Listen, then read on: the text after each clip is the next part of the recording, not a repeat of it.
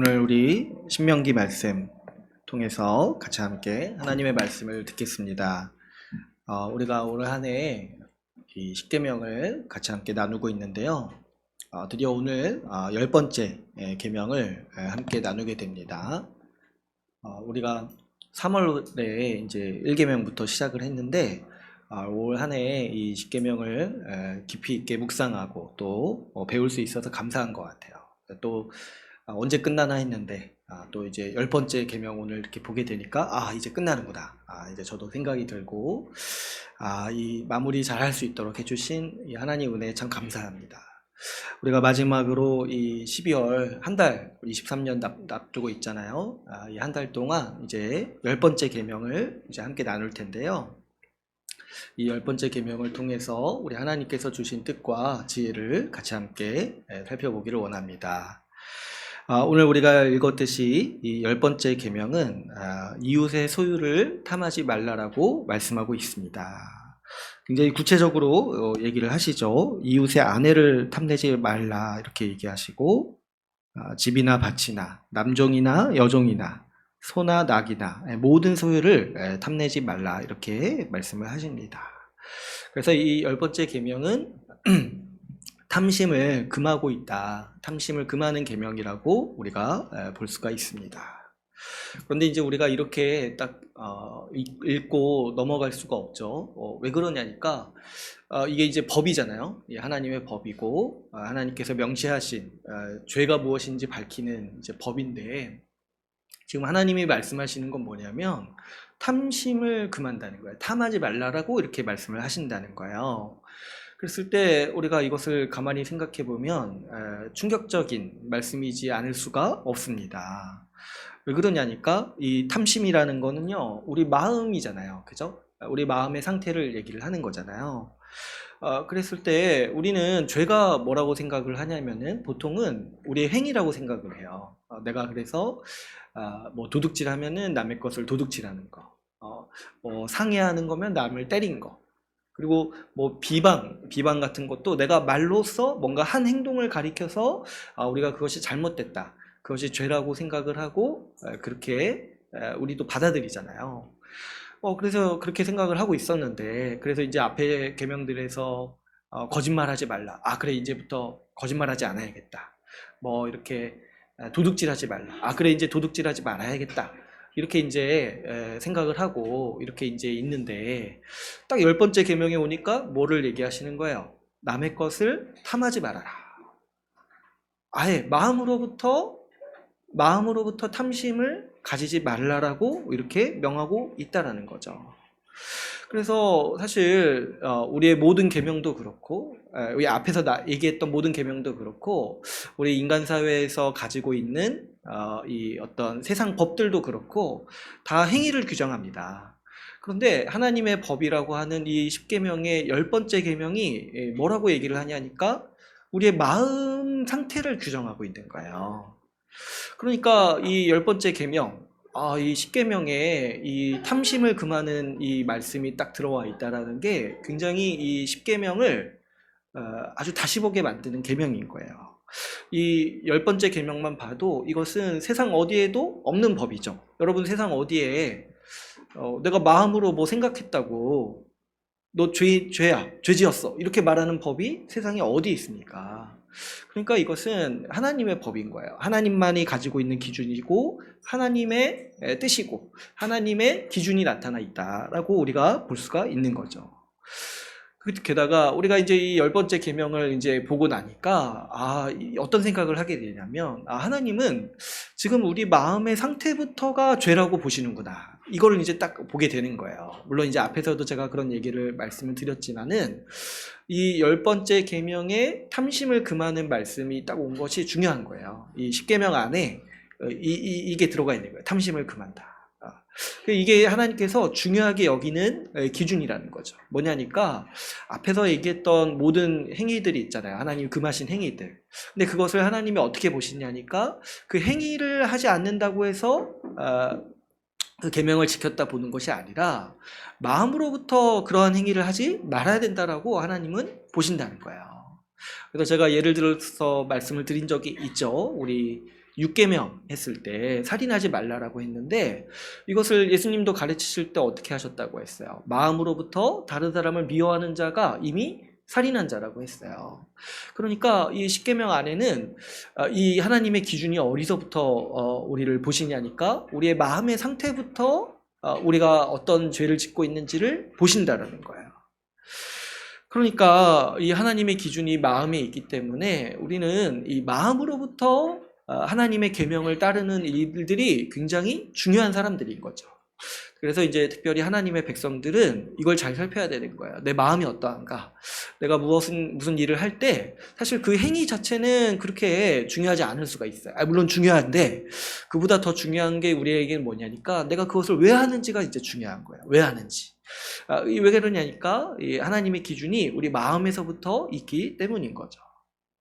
특별히 여러분 이 10번째 계명은요 아주 중요한 이 10계명에서 아주 중요한 측면이 있는데 왜 그러냐니까 우리의 한계를 보게 한다는 거예요.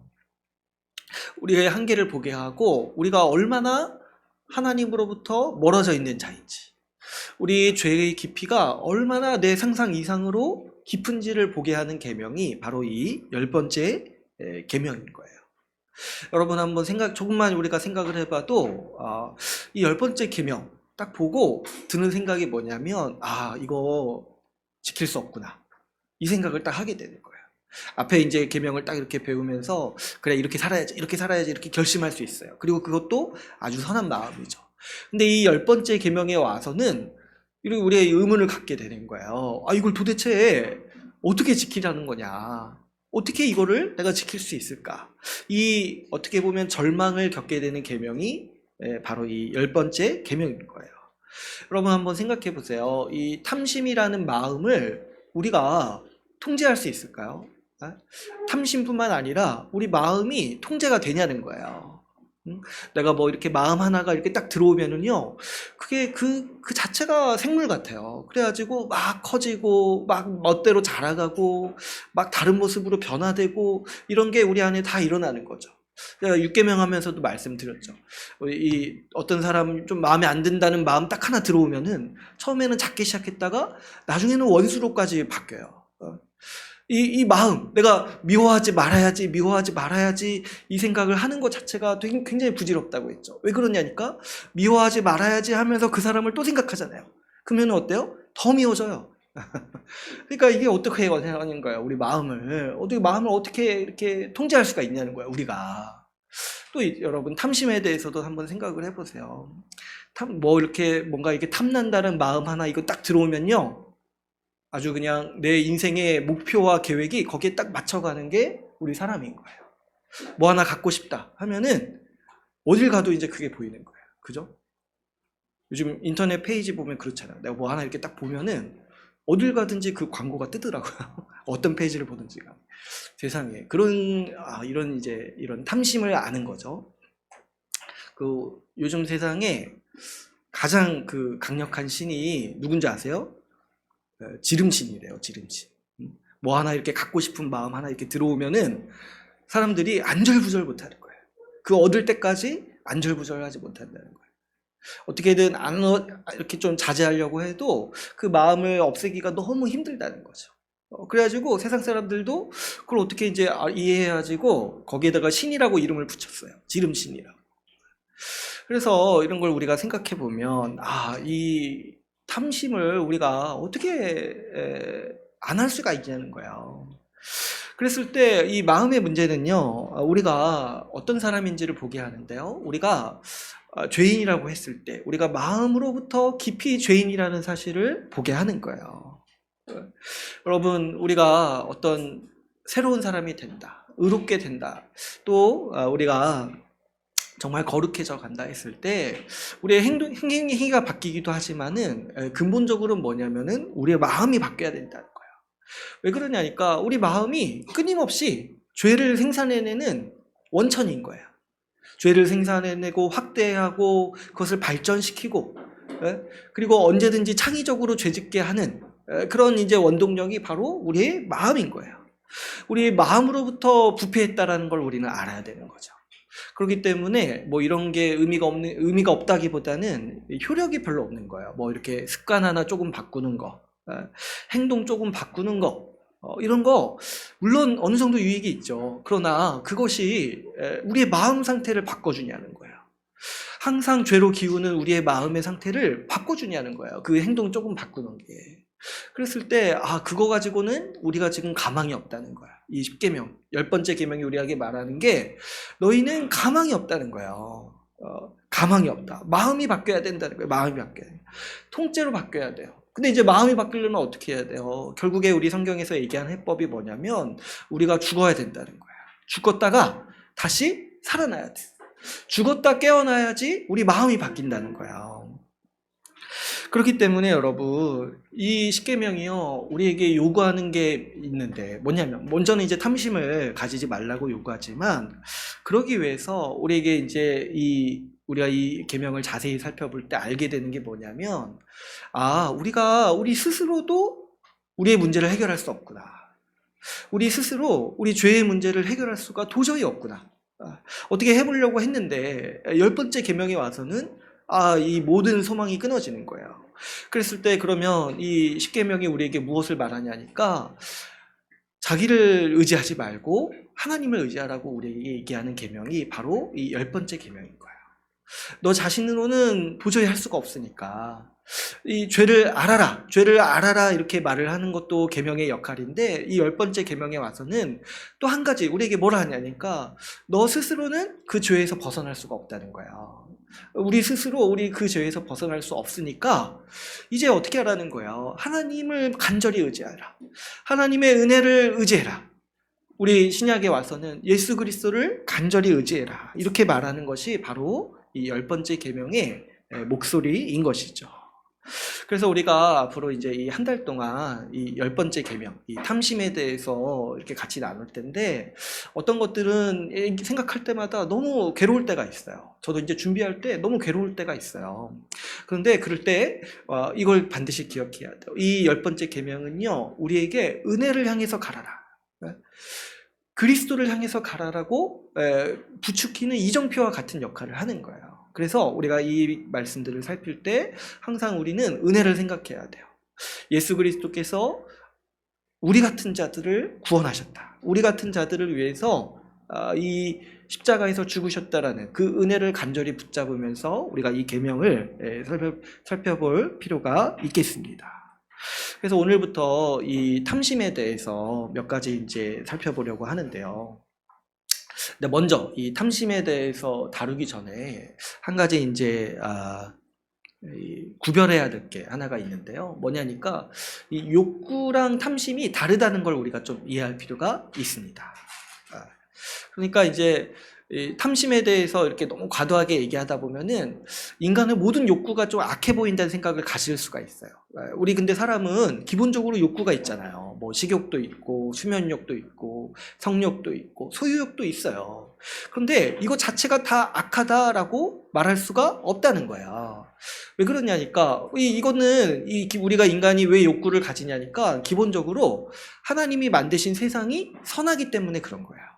하나님은요 우리에게 이 세상을 만드시고 우리에게 주시고자 하셨고 그거를 누리도록 하셨어요.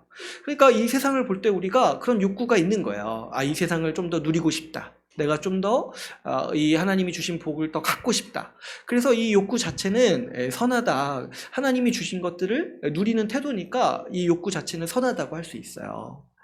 그런데 그러면 탐심이 뭐냐? 탐심이 뭐냐니까, 이 욕구가 있는데 이 욕구가 하나님이 명하신 기준보다, 하나님의 말씀보다 과도하게 벗어난 상태를 가리켜서 우리가 이 탐심이라고 부르는 거예요. 그래서 모든 욕구가 악한 것이 아니라, 우리도 이제 알아요. 우리도 이것들을 굳이 이렇게 얘기하지 않아도 어떤 것에 대해서 내가 과하다고 느끼는 면들이 있어요. 어떤 얻기 위해서 내가 돈을 너무 함부로 많이 썼다거나, 내가 또 하기 위해서 시간을 너무 함부로 많이 이렇게 했다거나 했을 때 우리 양심이 딱 얘기할 때가 있어요. 이건 좀 과하다. 그런 것들인 거죠. 이 하나님이 정하신 기준에 있어서 좀 더 이렇게 선을 넘어간 거, 그런 것들이 바로 탐심이라고 할 수가 있는 거예요.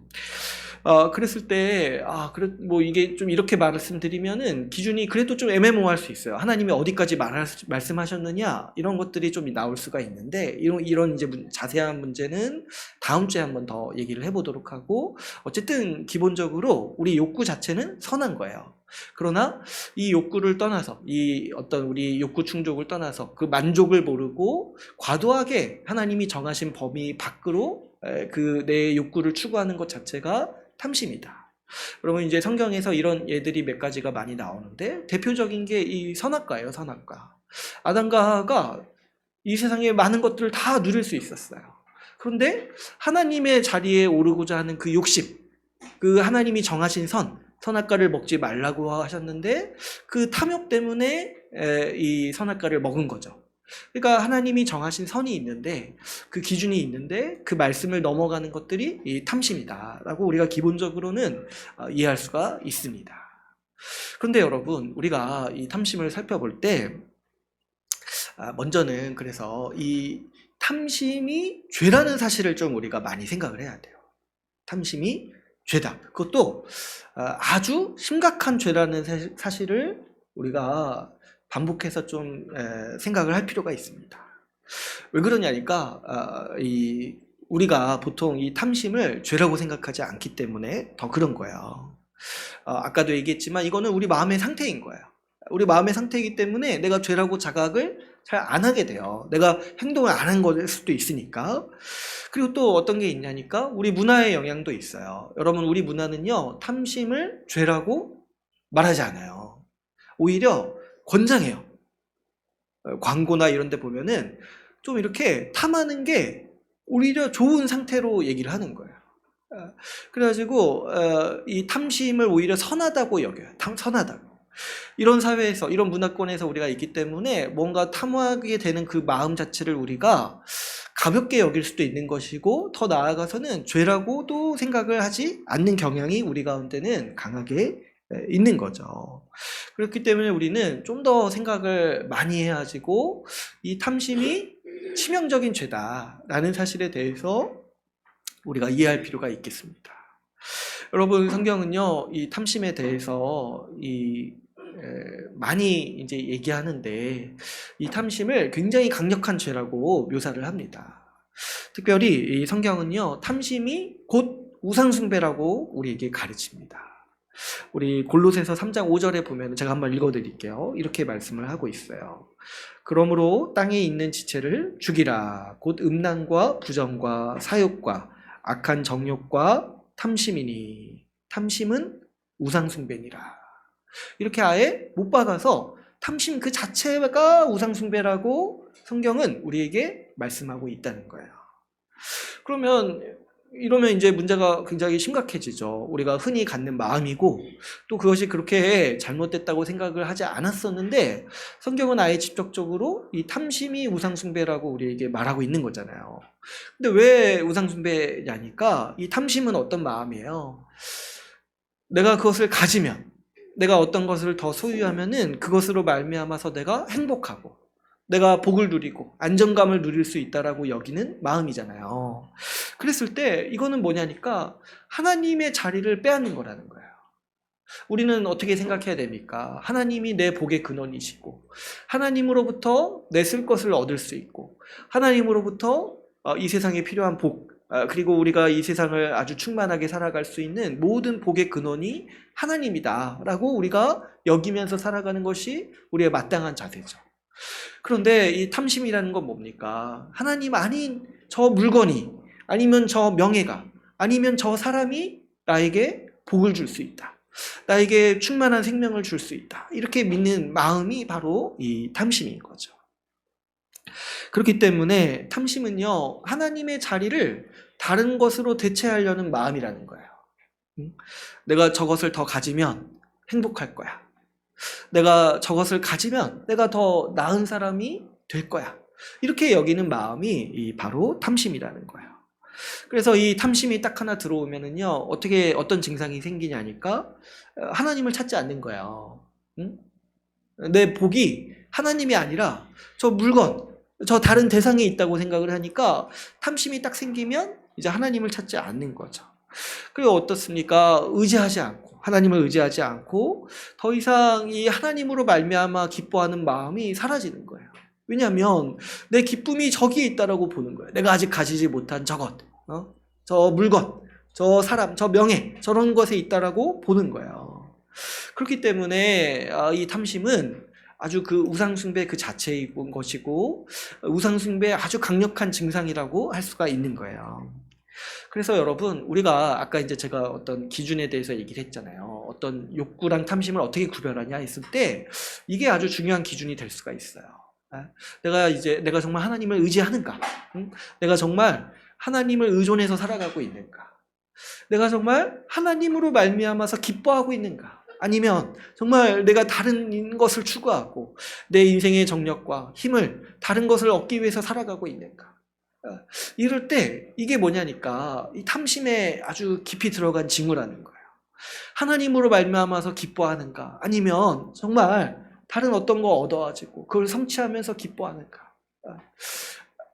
하나님으로 말미암은 기쁨이 정말 있는가? 이것이 우리가 이 탐심을 가지고 있는지 아니면 정말 그 우상숭배를 하고 있는지에 대해서 분별하는 중요한 기준이 될 수 있는 것이죠.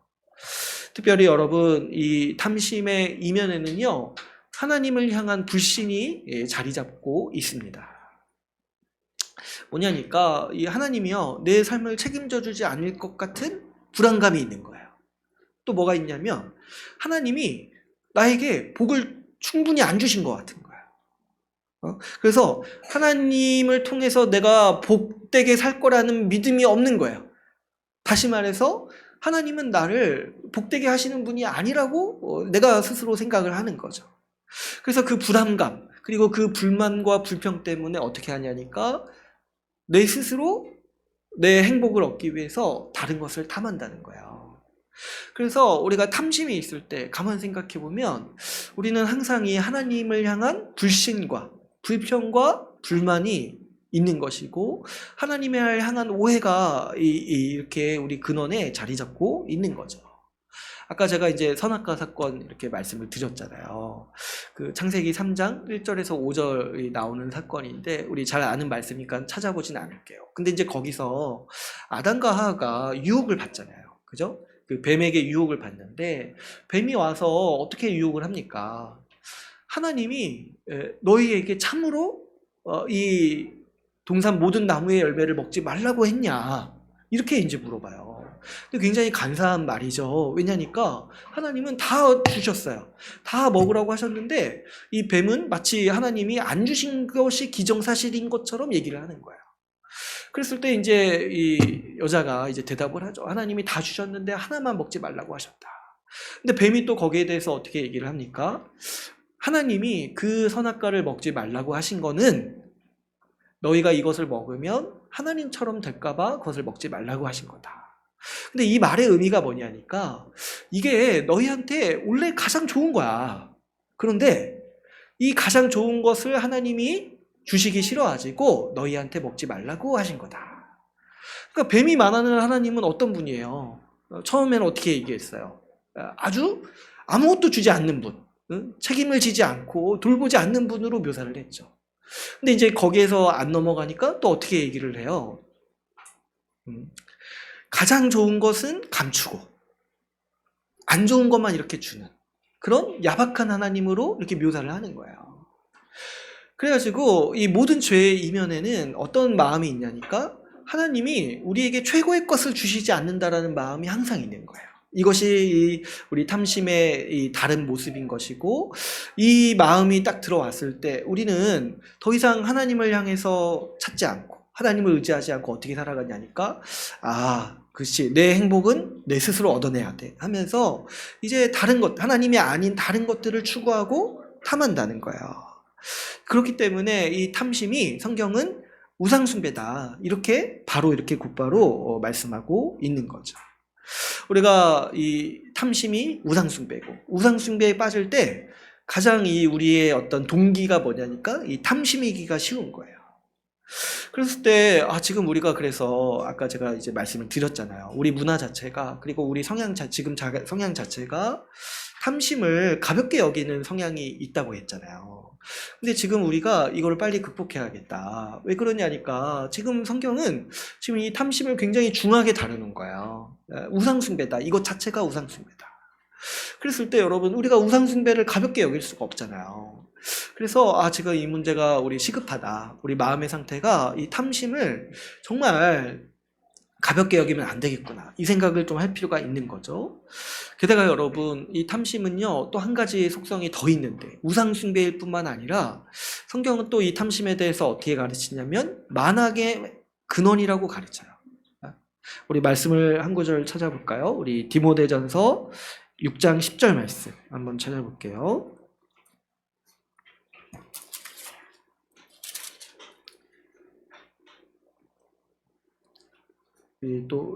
제가 또 중간중간에 많이 얘기해서 많이 봤던 말씀인데 한번 보겠습니다.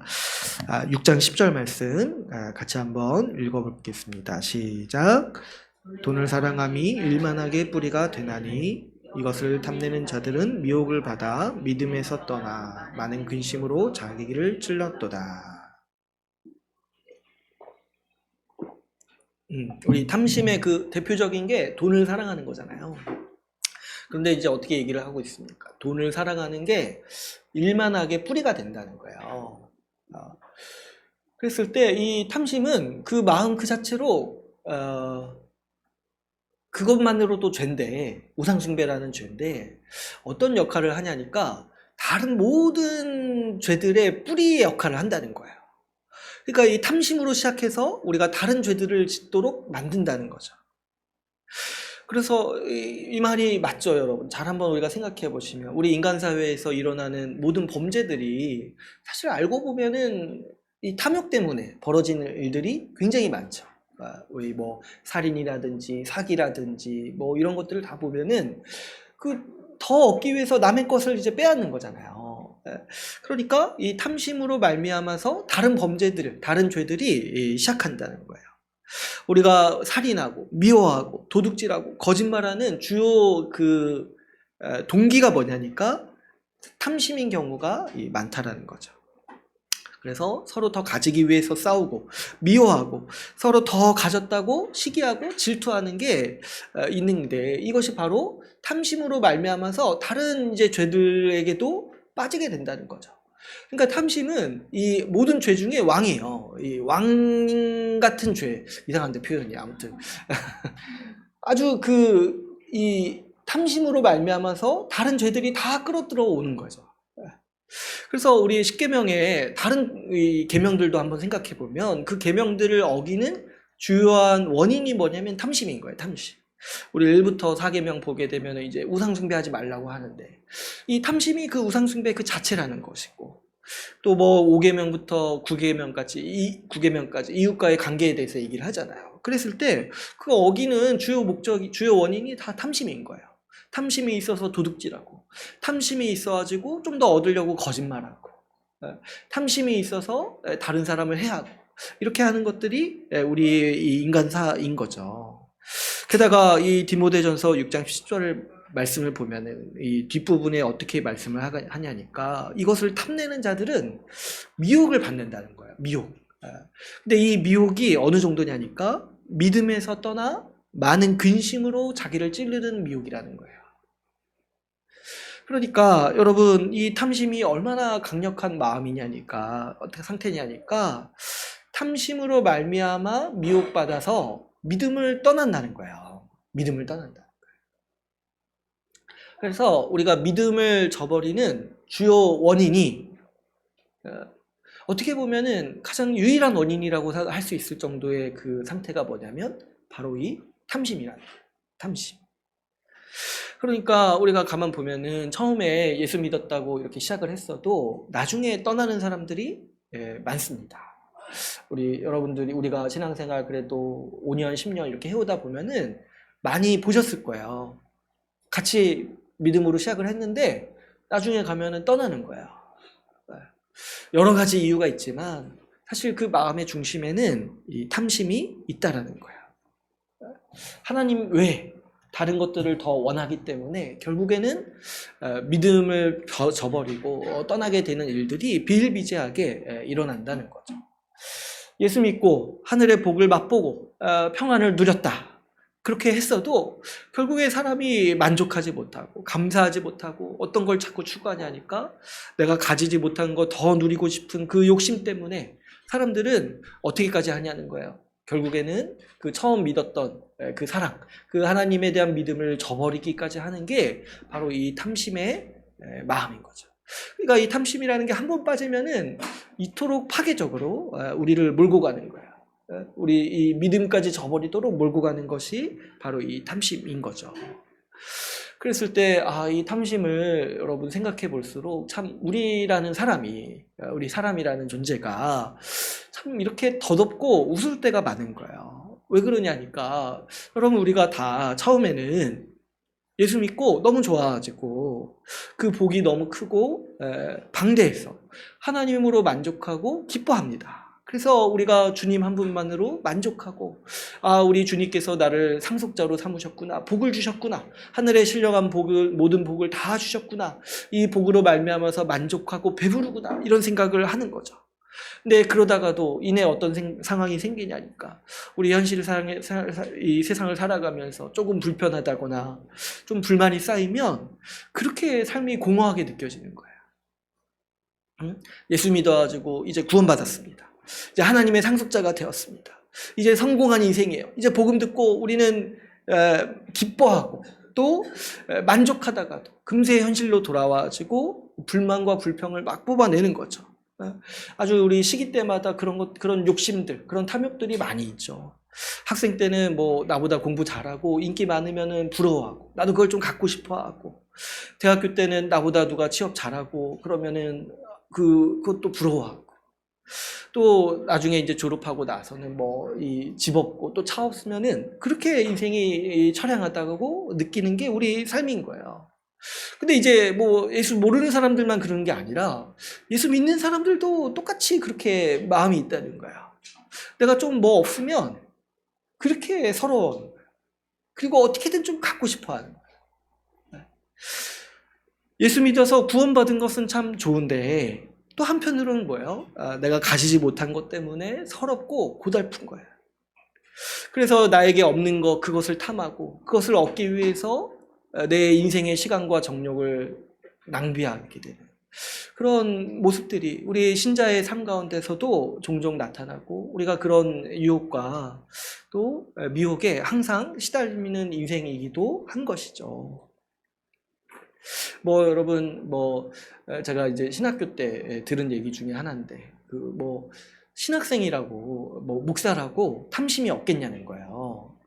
제가 이제 신학교 때 어떤 얘기를 들었냐니까 어떤 목사님이요 이렇게 교정을 이렇게 거니시는데 기숙사를 지나는데 어디 이렇게 기숙사 앞에 문에 그 기숙사를 사용하시는 그 전도사님의 기도 제목이 있었대요.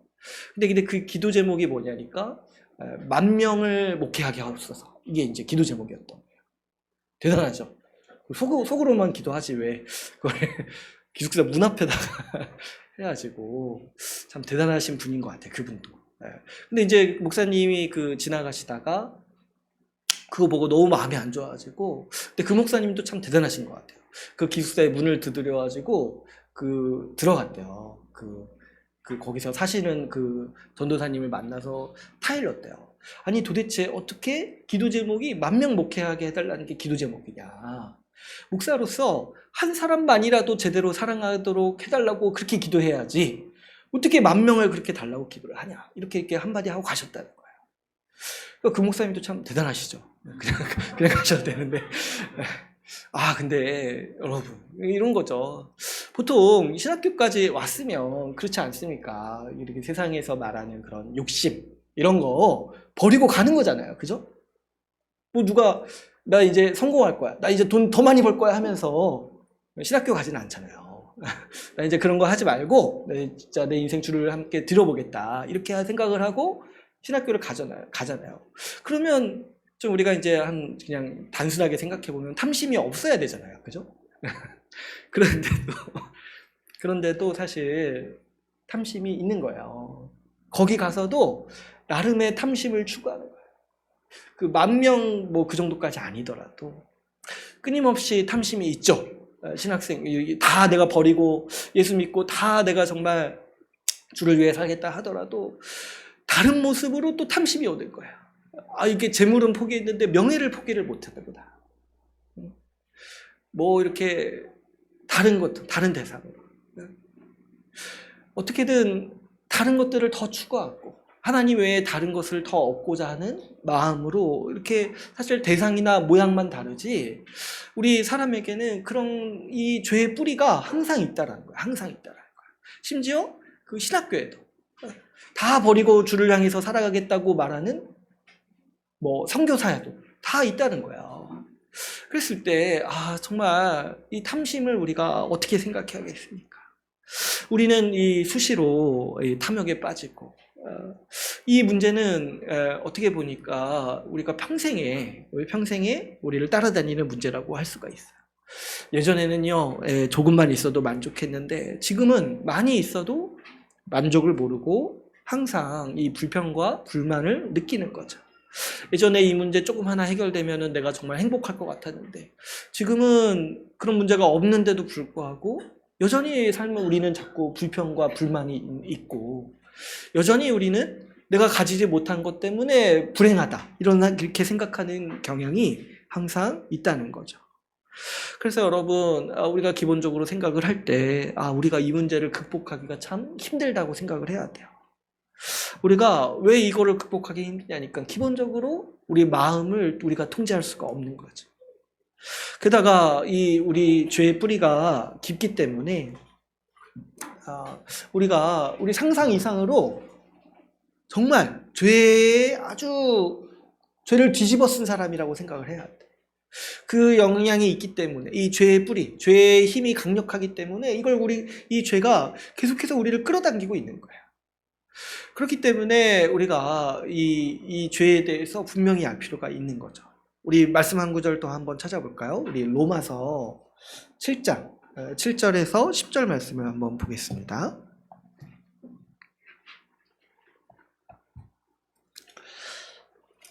로마서 7장 7절에서 10절 말씀.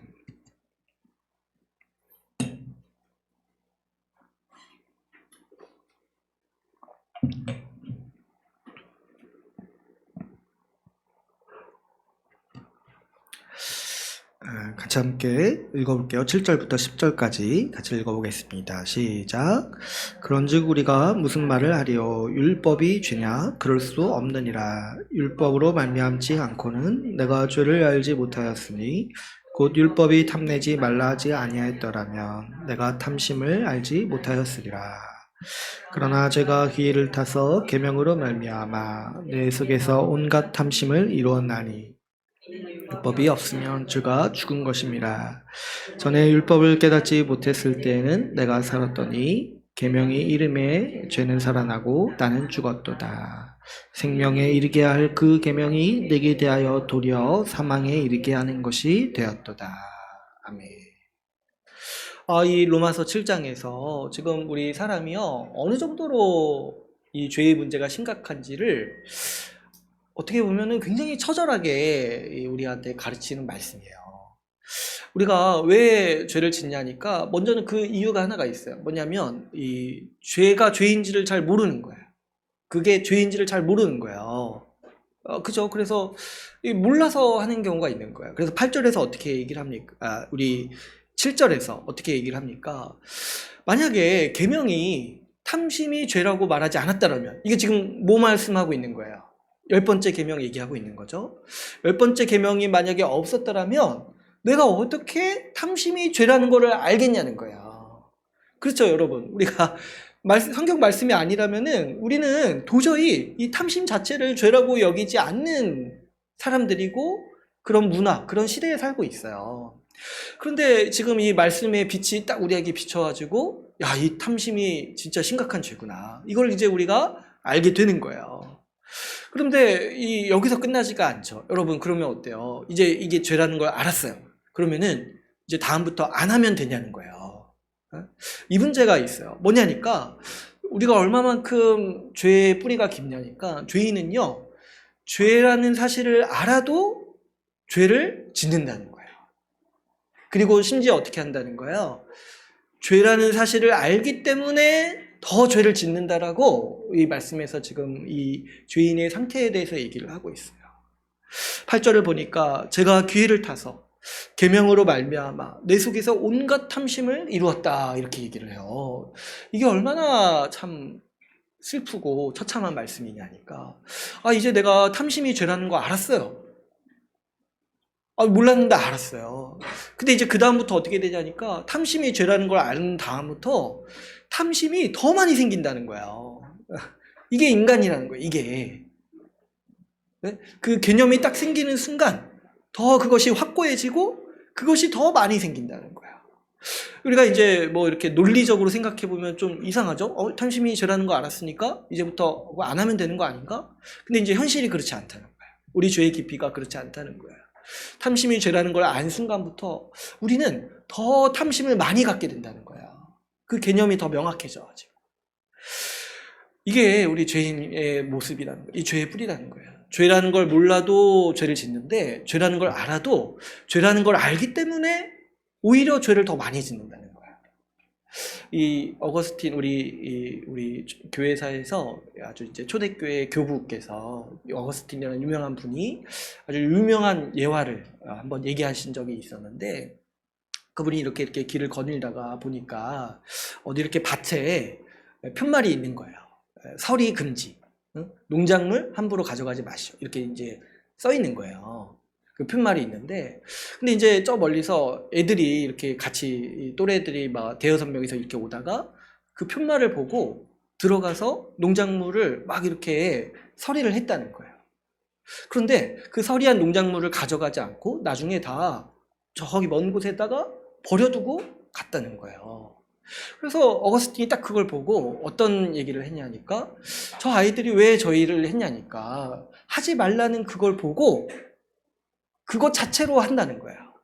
그 아이들한테는 농작물 그 자체가 의미가 없어요. 근데 이제 뭘로 하냐니까, 그 하지 말라라는 그것을 어기는 재미로 그 일을 한다는 거예요.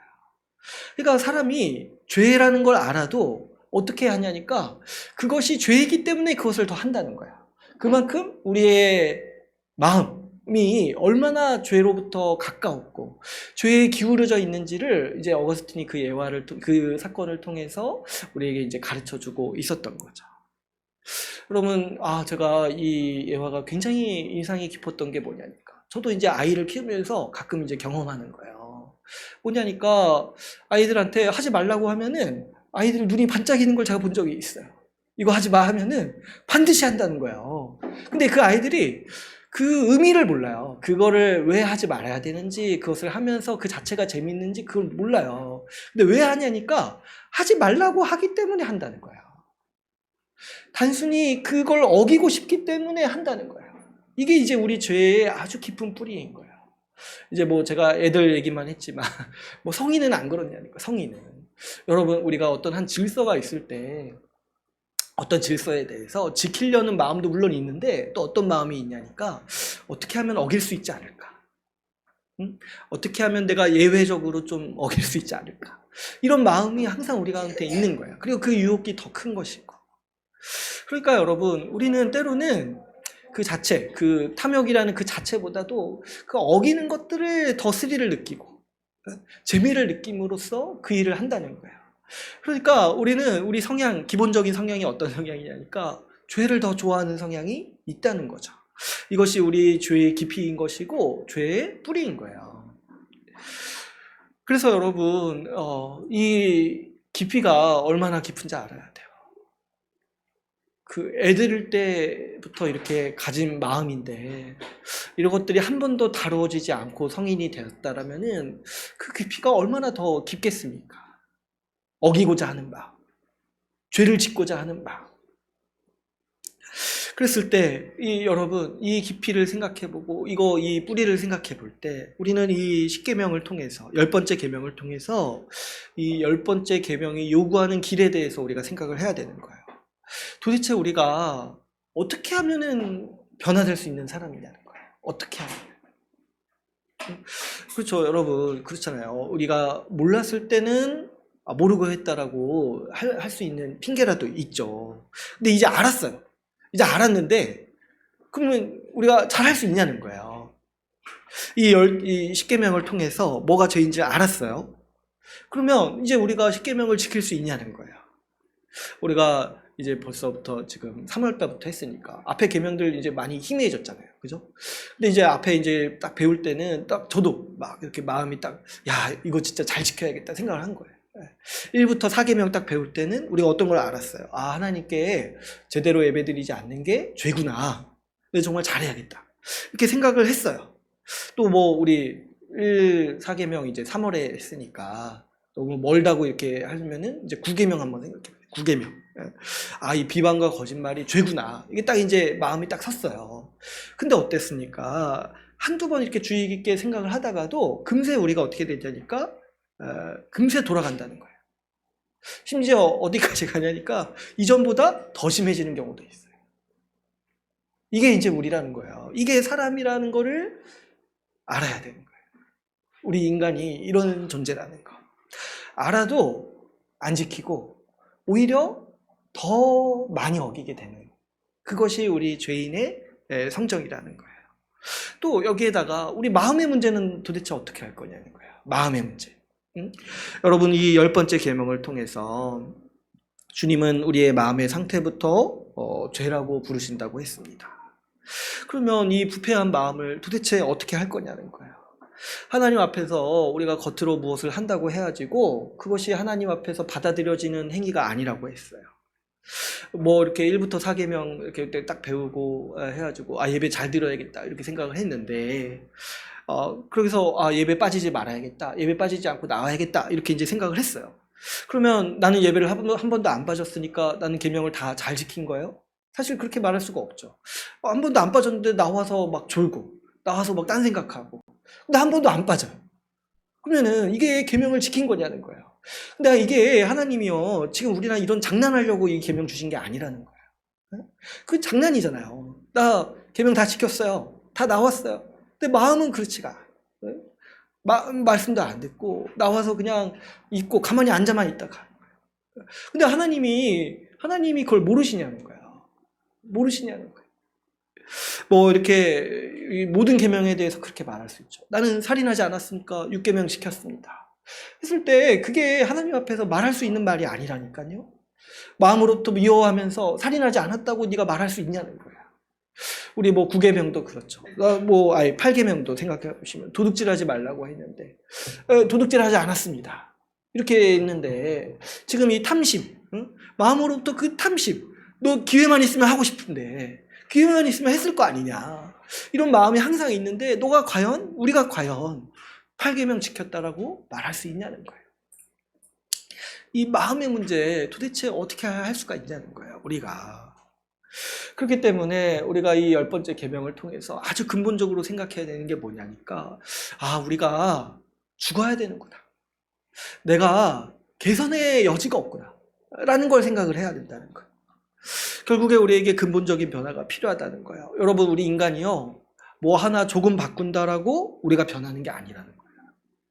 내가 뭐 조금 하나 뭐 습관 바뀐다고, 내가 이제 오늘부터 8계명 뭐 도둑질 하지 말라, 이거 잘 지키기 위해서 뭐 이렇게 가계부를 써야겠다 이렇게 해가지고, 물론 이제 그 노력이 아주 좋을 수 있어요. 근데 그거 하나 가지고 우리 인간의 마음이 변하는 게 아니라는 거예요. 여러분 생각해 보세요. 우리 죄의 깊이는요, 저기 저 끝이에요. 저 지하 100층에 있어요. 근데 내가 삽 하나 이렇게 흙으로 이렇게 딱 이렇게 던져놓고 잘 덮었다 하고 이렇게 만족할 수 있냐는 거예요. 여러분, 우리 죄의 증상은요, 우리 전신을 다 뒤덮고 있어요. 우리 이 몸속까지 다 뒤덮고 있어요. 근데 내가 저기 발 한번 이렇게 딱 씻고 가가지고 난 이제 깨끗해졌다 이렇게 말할 수가 없다라는 거예요. 여러분, 우리 죄는요, 우리 상상 이상으로 깊어요. 그리고 우리 상상 이상으로 나에게 영향력이 있어가지고 우리 인생을 끌어당기고 있어요. 그럴 때 우리가 이 죄의 문제를 해결하려고 할 때 우리가 어떤 생각을 해야 되냐니까, 내가 조금 바꿔서는 안 되겠구나, 내가 죽어야겠구나, 이 생각을 해야 된다는 거예요. 완전히 다른 사람이 되어야 돼요. 어떻게 해요? 죽어야 돼요. 가망이 없다는 걸 알아야 돼요. 내가 조금 뭐 바꿔서 변할 수 있다는 가망이 없다는 걸 알고 죽어야 된다는 거죠. 계명으로 말미암아 내가 죽어야만 한다는 사실을 알아야지만 우리 가운데 소망이 있다라는 거예요. 그래서 우리 아까 읽은 로마서 7장에서도 어떻게 얘기합니까? 내가 죽었다 이렇게 선언하죠. 내가 죽었다. 이 계명이 나를 죽이고 있구나. 이거를 이제 알게 되는 거죠. 그랬을 때 여러분 우리가 이것들을 어떻게 해결할 수 있냐니까 우리는 우리를 새롭게 하는 복음의 능력으로 항상 돌아와야 마땅한 것이죠. 우리는 항상 복음으로 돌아와야 돼요. 여러분 복음의 능력을 믿어야 돼요. 나라는 사람이요 이렇게 뭐 조금 바꿔서 변하는 사람이 아니라는 거예요. 그래서 세상에서도 그런 얘기 하잖아요. 사람이 안 변한다 그런 얘기 하잖아요. 왜 안 변하냐니까 그 중심이 되는 마음은 바꾸지 않고 자꾸 이렇게 격가지만 바꾸려고 하는 거야. 세상에서는요 이런 지혜들이 많아요. 뭐 하나 조금 바꾸면은 네 인생이 바뀌겠다. 그래서 유튜브에 보면 그런 거 많더라고요. 뭐를 바꾸면 인생이 바뀐다. 뭐 그런 거 많던데 뭐 책 읽는 방식을 바꾸면 인생이 바뀐다. 또 뭐도 봤던데 뭐 걷는 방식이 바뀌면 인생이 바뀐다. 조금 뭐 하나 바꾸면 궁금하잖아요. 그래가지고 이제 보게 되는데 그런 게 사실 세상의 지혜인 거예요. 뭐냐니까 뭐 하나 조금 바꾸면은 우리 전체가 바뀐다라고 보는 거예요. 그래가지고 시시때때로 이런 것들이 나오는 거예요. 시시때때로 그 세상이 내놓는 해법이 유행이 계속 바뀌는 거예요. 유행이 옛날에는 뭐 이렇게 뭘 하면은 우리가 나은 사람이 될 수 있다. 지금은 이제 심리학의 대세이니까 뭔가 이렇게 마음을 헤아리면은 우리가 나은 사람이 될 수 있다. 과거의 상처를 치유하면 나은 사람이 될 수 있다. 이런 식으로 이제 바뀌는 거고 이제 조금 있으면은 제가 생각할 때는 요즘에 이제 뇌과학이 유행해가지고 이제 벌써 그런 얘기 또 많이 하는데 이제 이 뇌파를 바꾸면 뭐 도파민이라고 하는데 이거 잘 조절하면 우리가 다른 사람이 될 수 있다. 이제 이게 이제 주제만 바뀌고 논리는 똑같아요. 뭐 하나 바꾸면 우리 인생이 바뀐다. 뭐 말하는 방식을 바꾸고 일어나는 시간을 바꾸고 뭐 좋은 습관을 가져라 이런 등등의 얘기들을 하는 거죠. 물론 이제 어느 정도 유익이 있을 수 있습니다. 그러나 죄로 뒤덮인 마음은 어떻게 하냐는 거예요. 끊임없이 죄를 뿜어내고 탐욕을 뿜어내는 이 마음을 도대체 어떻게 바꾸냐는 거예요. 우리 말씀 복음이 우리에게 제시하는 해법은 뭐냐니까 죽었다가 살아나는 방법밖에 없다라고 우리에게 말씀하고 있는 것이죠. 복음이 뭐냐니까 여러분 복음은요 우리가 죽었다라는 소식입니다. 복음은 예수 믿는 자가 예수 그리스도와 함께 죽었다는 소식이에요. 우리가 예수 믿을 때 주님은 우리를 그리스도와 연합하게 해주셔가지고 그리스도가 겪는 모든 일들을 우리가 다 겪도록 하십니다. 그래서 우리는 그리스도와 함께 십자가에 못 박혔어요. 그리스도께서 십자가에서 죽으실 때 그 혼자 죽으신 것이 아니라 예수 믿는 모든 자들과 연합해서 그 안에서 우리도 죽었다라고 성경은 우리에게 가르칩니다. 우리 말씀 한 구절 다시 한번 찾아볼까요? 갈라디아서 2장 19절에서 20절 말씀 같이 한번 보겠습니다. 갈라디아서 2장 19절에서 20절 말씀입니다.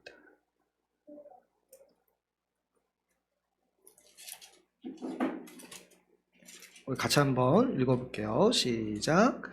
내가 율법으로 말미암아 율법에 대하여 죽었나니 이는 하나님에 대하여 살려 함이라.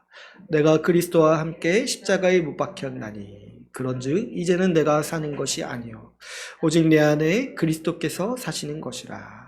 이제 내가 육체 가운데 사는 것은 나를 사랑하사 나를 위하여 자기 자신을 버리신 하나님의 아들을 믿는 믿음 안에서 사는 것이라. 아멘. 여기서도 동일하게 말하죠. 내가 율법으로 죽었다. 그러니까 십계명이요 죽으라고 주시는 거예요. 죽어라. 죽고 뭘 보라고 주시는 거냐니까 이 지금 20절. 그리스도를 보라고 주시는 거예요. 근데 이제 20절에 보면 어떻게 말하고 있습니까? 내가 그리스도와 함께 십자가에 못 박혔다라고 말씀하고 있다. 그러니까 복음은 예수 그리스도가 십자가에서 죽으셨다 이것만 얘기하면은요 복음의 전체를 모르는 거예요. 뭐냐니까 이 2장 10절은 아예 이렇게 말하죠. 내가 십자가에 못 박혔다. 그리스도와 함께. 뭐냐니까 우리가 예수 그리스도를 믿을 때 그리스도께서 나를 위해서 죽으신 분이시다 이 복음의 소식을 믿을 때 하나님은 우리를 그리스도와 함께 못 박은 자로 만드신다는 거예요. 그래서 우리는 믿음으로 어떻게 고백을 합니까? 나는 이미 그리스도와 함께 죽은 자입니다. 이렇게 고백을 하는 거예요. 그래서 여러분 십자가에 예수님이 달려있는 게 아니라 원래는 우리가 달려있는 거예요. 우리가 달려있는 거예요. 우리가 죽어 있어요. 내가 죽어 있어요.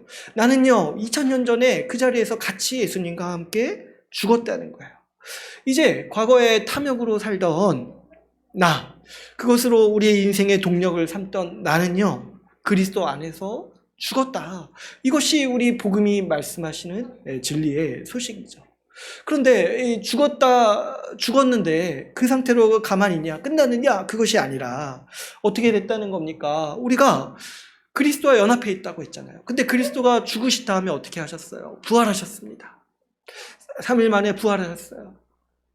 그래서 그리스도와 함께 죽은 자가 우리가 또 그리스도와 연합해 있기 때문에 그리스도와 함께 부활한 거예요. 우리가 예수 그리스도를 믿을 때 우리는 그리스도와의 부활에도 연합합니다. 그런데 다시 죽었다가 다시 살 때, 이제는 내 이전 생명으로 살아가는 게 아니라 뭡니까? 예수 그리스도의 생명으로 다시 살아가는 거예요. 그래서 우리 갈라디아서 2장 10절에서 어떻게 얘기를 하고 있어요? 이제는 내가 사는 게 내 생명으로 사는 게 아니라는 거예요. 이제는 내 안에 그리스도께서 사시는 것이고 나를 위해서 자기를 내어주신 그 믿음, 그 사랑 안에서 내가 사는 거라고 말하고 있는 거예요. 이전에 내 생명, 내 의지로, 내 욕망으로 살던 나는 이제 죽고 없어요. 근데 이제 뭐가 있냐니까 그리스도의 생명으로 다시 태어난 내가 있다라는 거예요. 그래서 여러분 우리가 이제 살아가는 우리의 생명 그 힘이 뭐냐니까 그리스도의 그 부활 생명인 거예요. 그리스도의 부활 생명. 그 새로운 생명으로 우리가 지금 살고 있기 때문에 우리 마음이 바뀌는 것이고 우리 중심이 바뀌는 것이고 우리 그 죄를 저 깊은 곳에서 뿜어내던 우리 본성이 바뀌는 정도가 아니라 그건 이제 죽은 거예요. 우리 새 사람이 되었다는 거예요. 이제는 그리스도라는 중심이 우리 중심에 있어서 끊임없이 선을 뿜어내고 의를 뿜어내고 새 마음을 뿜어내가지고 이제는 우리가 의를 행하면서 사는 자가 되었다라고 성경은 우리에게 가르치고 있는 거예요. 우리는 그래서 이제 죄와 싸울 뿐만 아니라 우리가 더 나아가서 의를 행하는 자가 되었다라고 성경은 말하는 거죠. 여러분 그렇기 때문에 우리가 신자에 대해서 이해를 할 때 신자가요 조금 달라진다 믿은 다음에 조금 변했다 이렇게 말할 수 없다라는 거예요. 물론 이제 어떤 분들은 저는 천천히 변해갑니다. 천천히 잘합니다. 이렇게 생각할 수 있어요. 그것도 맞아요. 그런데요, 이 분명한 차이가 어떤 정도의 차이라고 성경이 얘기하냐니까 죽었다가 살아났다라고 얘기한다는 거예요. 이전의 나랑 예수 믿기 전의 나랑 예수 믿은 후가 어떤 차이라고 지금 성경이 얘기하냐니까 예수 믿기 전에 나는 죽었다라고 얘기를 한다는 거예요. 죽었다. 근데 왜 예전이랑 똑같냐는 거예요. 그렇게 말할 수가 없다는 거예요. 우리의 분명한 차이가 뭐냐니까 이제 그리스도의 마음을 가지고 있는 새 생명으로 지금 살고 있다라는 것이죠. 우리는 여러분 그래서 신자를 이렇게 이해해야 돼요. 죽었다가 살아난 사람입니다. 죽었다가 살아난 사람입니다. 완전히 새로운 사람이 되었다라고 이해해야 돼요. 여러분 하나님이요 우리를 이렇게 막 조금 바꿔주시고 조금 개선시켜주시고 조금 도와주시는 게 아니에요. 하나님은요 우리를 어떻게 하셨냐니까 죄의 저주에서 살던 우리를 그 죄에 빠져 살던 우리를 죽게 하신 거예요. 죽게 하시고 아예 새롭게 만드셨다는 거예요. 새롭게 만드셔서 새로운 생명으로 살게 하셨다는 거예요. 그래서 신약 성경에서는 신자를 가리켜서 새로운 피조물이다 이렇게도 말씀을 하는 거죠. 고린도후서 5장 17절에서 이렇게 말씀하고 있습니다. 그런즉 누구든지 그리스도 안에 있으면 새로운 피조물이라. 이전 것은 지나갔으니 보라 새 것이 되었도다. 하나님이 우리를 아예 새롭게 창조하신 존재가 우리 신자, 예수 믿는 자라는 거예요. 우리는 그래서 새로운 존재가 되었어요. 마음의 이 중심으로부터 새로운 존재가 되었어요. 이 복음을 믿는 사람이요, 이 탐욕의 문제도 그래서 극복할 수가 있는 거예요. 이 갈라디아서 말씀에도 분명히 말씀하는 게 예수 믿는 자, 신자는요, 그 마음의 정욕과 탐욕을 십자가에 못 박았다라고 분명히 말씀하고 있어요. 탐욕이라는 거, 탐심이라는 건요, 예수 믿지 않는 자의 중심이에요. 아까 이제 우상숭배라고 했잖아요. 우리가 언제 죽었냐니까 예수 믿었을 때 이미 그때 십자가에 못 박은 것이 우리 옛 자아, 옛날 내 모습, 그 탐욕, 그 자체라는 것이죠. 그리스도 안에서 이미 죽었기 때문에 우리는 부패한 마음과 결별하여서 살아갑니다. 또 그리스도 안에서 그리스도의 생명으로 살았기 때문에 이제 우리는 그리스도의 뜻에 힘입어서 살아가는 사람들이 된 거죠. 그랬을 때 여러분, 우리가 이 복음을 지속적으로 붙잡고 의지해야 돼요. 왜 자꾸 우리가 옛날 모습이 나온다고 생각을 하냐는 거예요. 왜 자꾸 우리가 이 탐욕이라는 거 자꾸 끄집어내냐는 거예요. 했을 때 언제 우리가 자꾸 그렇게 하냐면 결국에 이 복음에서 흔들릴 때 그렇게 하는 거예요. 복음에서 흔들릴 때. 복음의 진리, 내가 죽었다라는 거 안 믿는 거예요. 자꾸. 예전에 한 번 믿었을 수도 있어요. 근데 그걸 붙잡고 계속 가야 되는데 그때 한 번 믿고 잊어버렸다가 수련회 갔을 때 가서 잊었구나 하고 다시 붙잡고 또 복음을 또 잊어버리는 거예요. 그랬을 때 여러분, 이게 뭐냐니까 이게 믿음이 이슬랑 말랑, 말이 이상하네요. 믿음이 있다고도 말하기도 어렵고 없다고도 말하기 어려운 상태가 되는 거예요. 여러분, 믿음은 기본적으로 뭐냐니까 끝까지 붙잡는 거예요. 끝까지. 응? 예수님의 그 발을 놓지 않고 끝까지 붙잡는 거예요. 그게 믿음인 거예요. 근데 이제 놨다가 잡았다 하는 게 뭐냐니까 아직 믿으려고 생각하는 경우일 수도 있고 결단을 안 하는 경우일 수도 있고, 아무튼 이제 인간은 복잡합니다. 자꾸 놨다가 잡았다가 이렇게 이제 살아가는데, 그래서 자꾸 미혹이 들어오는 것이고 미혹 때문에 자꾸 복음의 진리에서 떠나는 거예요. 그랬을 때 여러분, 우리가 기본적으로 가져야 되는 태도가 뭐냐니까 이 복음의 진리를 항상 붙잡아야 하고 매일 붙잡아야 하는 거고 확고하게 서야 되는 거예요. 매일 아침마다 내가 어떤 자인지를 생각해야 돼요. 내가 죽었고 다시 산 자다. 복음으로 말미암아서 다시 산 자다. 조금 이렇게 미혹이나 휴혹이나 힘든 일들이 있을 때 그때 잠깐 흔들릴 수 있어요. 근데 이제 그때도 어떻게 하는 거냐니까 자꾸 다른 걸로 스트레스 풀고 다른 걸로 자꾸 이제 하려고 하지 말고, 그게 뭐냐면 옛날에 내가 살던 방식이에요. 옛날에 내가 그렇게 살았어요. 근데 이제 우리가 복음을 믿었잖아요. 복음으로 말미암아 이제 이런 거 스트레스 받는 나는 예전에 나 죽었어요. 그리스도 안에 있을 때, 그리스도를 붙잡을 때 우리가 그 모든 문제에 있어서 우리가 새로운 사람으로 살아가는 동력을 얻는 거죠. 내가 이걸 믿는다고 해놓고 과거에 한번 믿은 그 추억 가지고 지금 우리 복잡 다단한 인생, 수시로 이 유혹이 있는 이 세상을 살아갈 수가 없는 거예요. 그래서 한번 이렇게 탐욕이 들어오면은 믿음까지도, 이 추억까지도 배반하게 되는 것이 이 사람의 이 삶인 거죠. 그랬을 때 여러분, 우리 믿음을 제대로 이해해야 돼요. 믿음이라는 거는 복음을 날마다 붙잡는 거예요. 날마다 붙잡아서 이것이 나의 현실이 되고 이 복음의 진리의 말씀이 내 진짜가 되는 거예요. 이것이 나라고 믿고 살아가는 것이죠. 지속적으로 복음을 붙들어야 돼요. 그래서 이 흔들리는 것에서 벗어나야 돼요. 이 탐욕 들어오는 이런 낌새만 있어도 복음으로 가야 돼요. 복음으로. 다른 것으로 그것을 이길 수가 없는 거예요. 다른 것으로 어떻게 해보려고 하는 그 모든 시도, 그런 유혹이 생길 때 다시 한번 십계명을 보는 거예요. 정말 할 수 있겠냐는 거예요. 우리는 못해요. 원래부터 못하는 사람이었어요. 원래부터 못해가지고 예수님 믿었다라고 고백한 사람이었어요. 그런데 예수님 믿는다고 해놓고 왜 이제 와서 다른 방법으로 자꾸 문제를 해결하려고 하냐는 거예요. 우리는 이 복음을 날마다 붙잡아야 하는 것이고, 조금 느슨해졌다 싶을 때도 항상 이 복음으로 돌아와야 하는 것이고, 우리 모든 삶의 원리에 이 복음의 원리로서 살아가는 그 방식으로 그 노하우를 우리가 익혀가는 것이 우리 신자의 삶인 것이죠. 여러분, 우리가 이 말씀 십계명을 통해서 굳게 믿어야 하는 게 뭐냐니까, 복음만이 우리를 변화시키고 우리 죄의 문제를 해방시켜 주시고 우리를 새롭게 하는 유일한 능력이라는 사실에 우리가 굳게 믿어야 합니다. 여러분, 우리가 이 사실을 굳게 믿고 살아갑시다. 이거 외에 다른 것이 나를 바꿀 수 없다는 것을 믿어야 돼요.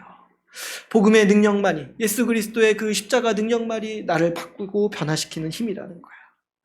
이 복음의 능력을 의지할 때 우리는 날마다 더 거룩한 사람으로 성장해 갈 수 있는 거예요. 왜 그러냐니까, 그리스도의 생명으로 살았잖아요.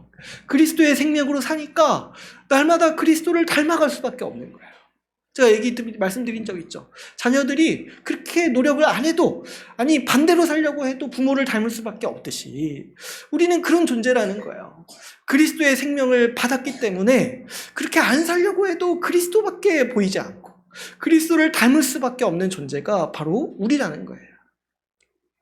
그리스도의 생명이 있고 그리스도의 마음이 우리 가운데 있기 때문이죠. 여러분, 우리가 어떻게 잘하지 않고 후퇴하고 가만히 있을 수 있겠습니까? 우리가 어떻게 지금 예수 믿었다고 해놓고 이제 와서 보니까 과거의 나를 더 닮아갈 수 있겠습니까? 우리는 날마다 그리스도를 향해서 걸어가는 사람들이고 날마다 굳게 붙잡음으로 그리스도를 향해서 살아가는 사람들인 거예요. 여러분, 이제 12월 오늘 이제 12월 첫 주잖아요.